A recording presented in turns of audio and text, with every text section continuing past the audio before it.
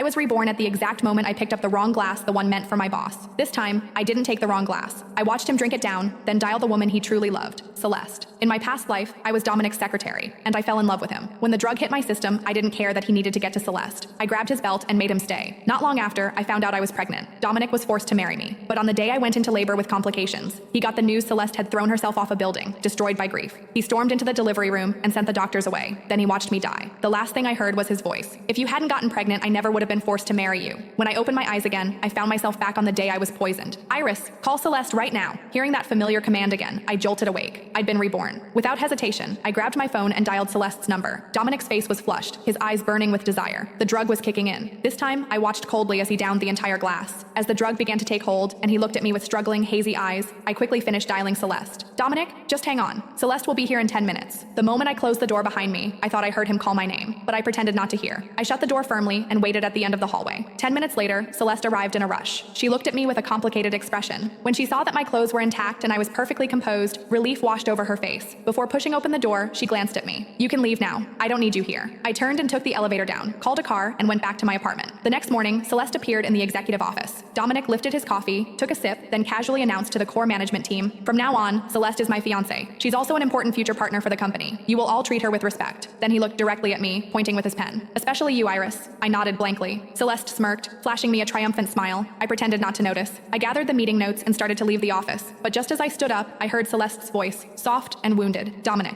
does Iris not want me involved in company affairs? I know how important she is to you. If she's unhappy with me being here, maybe I shouldn't come to the office anymore." Her eyes glistened with tears. She looked as pitiful as possible. Dominic frowned. Before he could say anything, I replied, "Of course not. But if you're not satisfied with me, I'll make sure to stay out of your sight from now on." Without waiting for Dominic's reaction, I walked straight back to my office. Half an hour later, my office door swung open, and there he was, Dominic, staring at me with dark, stormy eyes. Instinctively, I wanted to close the door. I didn't want to deal with him, but Dominic blocked it with his arm, frowning as he looked at me. "Are you avoiding me? Why?" He leaned in closer, studying my face. "Are you upset? Because of Celeste?" I quickly shook my head. "No, I'm happy for you. You and Celeste finally get to be together." His eyes flickered with something unreadable. He seemed dissatisfied with my answer. "Is that the truth? Or are you just being passive-aggressive?"